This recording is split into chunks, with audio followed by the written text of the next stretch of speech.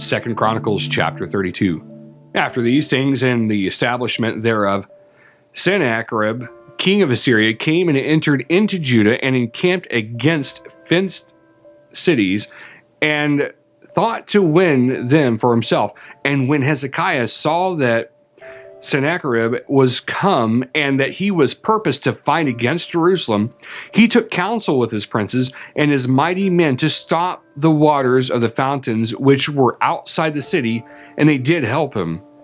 So there was gathered many people together who stopped all the fountains and the brook that ran through the midst of the land, saying, "Why should the kings of Assyria come and find much water?" Also, he strengthened himself and built up all the wall that was broken and raised it up to the towers and another wall outside, and repaired Milo in the city of David and made darts and shields in abundance.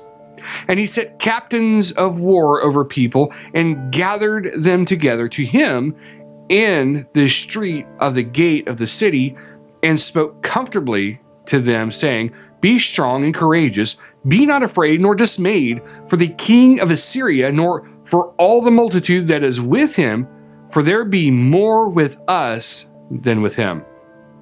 With him is an arm of flesh, but with us is the Lord our God to help us and to fight our battles." And the people rested themselves upon the words of Hezekiah, king of Judah.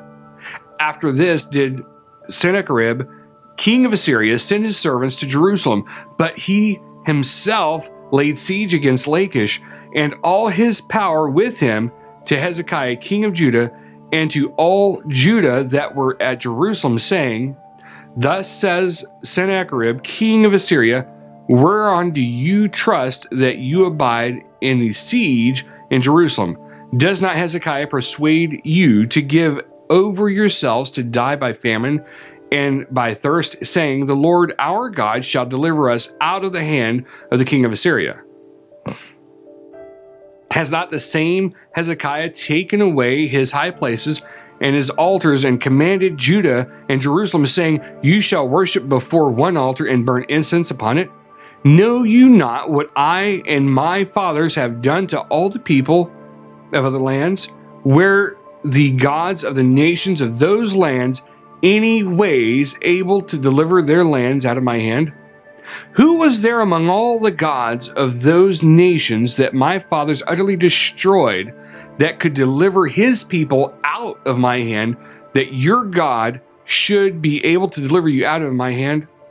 Now therefore let not Hezekiah deceive you, nor persuade you on this manner, neither yet believe him, for no God of any nation or kingdom was able to deliver his people out of my hand, and out of the hand of my fathers. How much less shall your God deliver you out of my hand?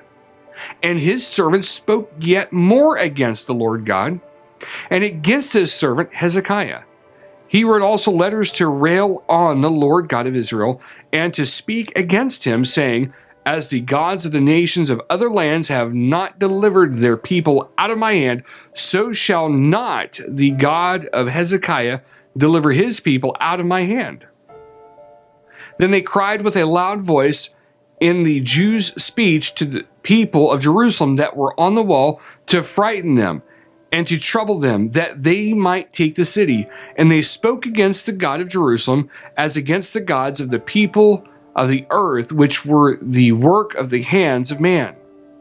And for this cause Hezekiah the king and the prophet Isaiah, the son of Amoz, prayed and cried to heaven, and the Lord sent an angel which cut off all the mighty men of valor and the leaders and the captains in the camp of the king of Assyria.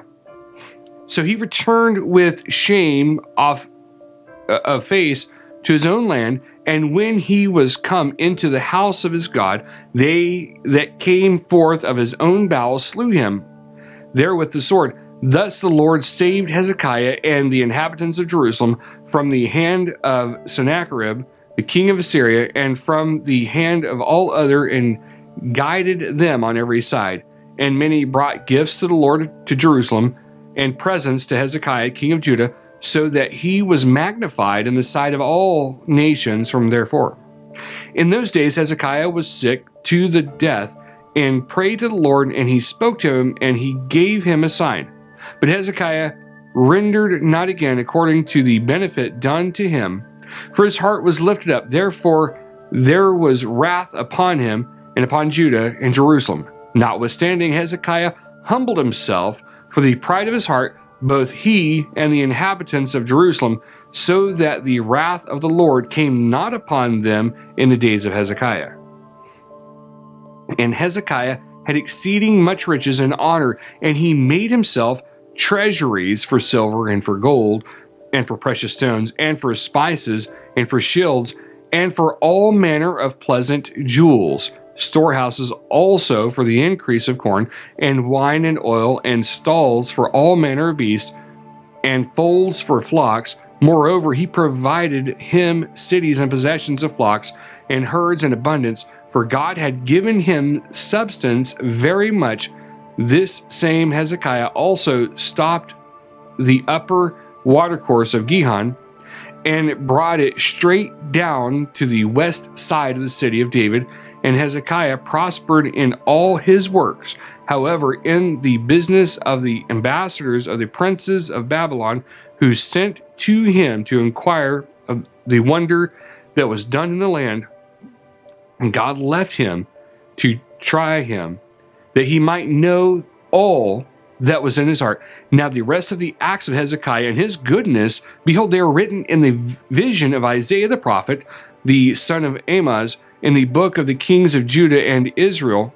And Hezekiah slept with his fathers, and they buried him in the chiefest of the sepulchres of the sons of David.